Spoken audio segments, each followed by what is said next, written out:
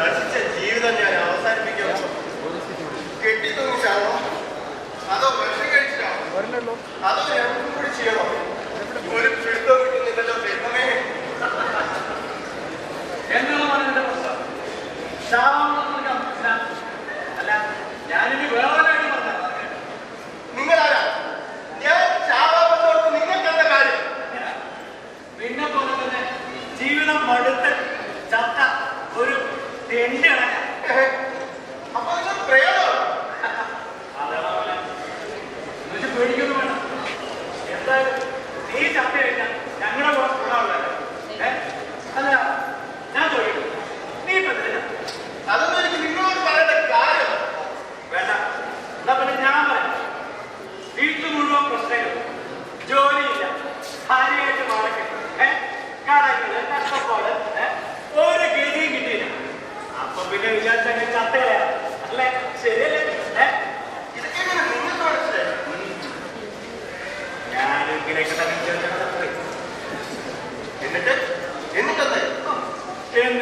എന്താണ് ജീവിതത്തില് എല്ലാം നെഗറ്റീവായിട്ട് കണ്ട് ചത്തിട്ട് ഇവിടെ വന്നപ്പോ ഇവിടെ ഗതികിട്ടാണ് കളി നിൽക്കാൻ.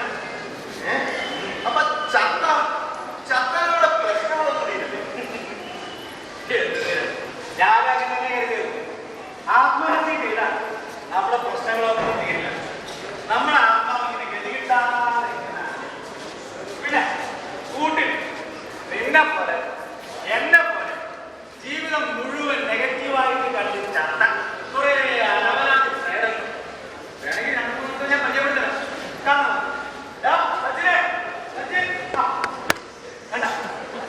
ഇതാണ് നമ്മുടെ സച്ചിൻ. ഞങ്ങളുടെ കൂട്ടത്തിലെ ഒരു കുട്ടി പ്രേതം. സച്ചിനെ, നീ എങ്ങനെ നടക്കാത്തത്? ഒന്ന് പറഞ്ഞോട്ടാ. വീട്ടുകാർക്ക് സച്ചിൻ ടെണ്ടുൽക്കർ വലിയ കളിക്കാരനാക്കി മാറ്റണം. പക്ഷെ ജില്ലാ ടീമിന്റെ സെലക്ഷൻ പോയപ്പോ സെലക്ഷൻ കിട്ടിയില്ല. അതിന് വീട്ടുകാർ പറയുന്നോട്ടാ ഞാൻ പറഞ്ഞു. ഇനി വേറെ ഉണ്ട്. കണ്ണാ കണ്ണാ കണ്ണാ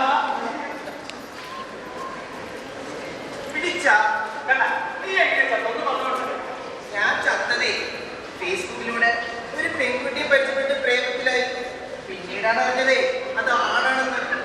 സങ്കടം സഹിക്കാൻ പറ്റാതെ ചത്തതാ. ജീവിതത്തിലെ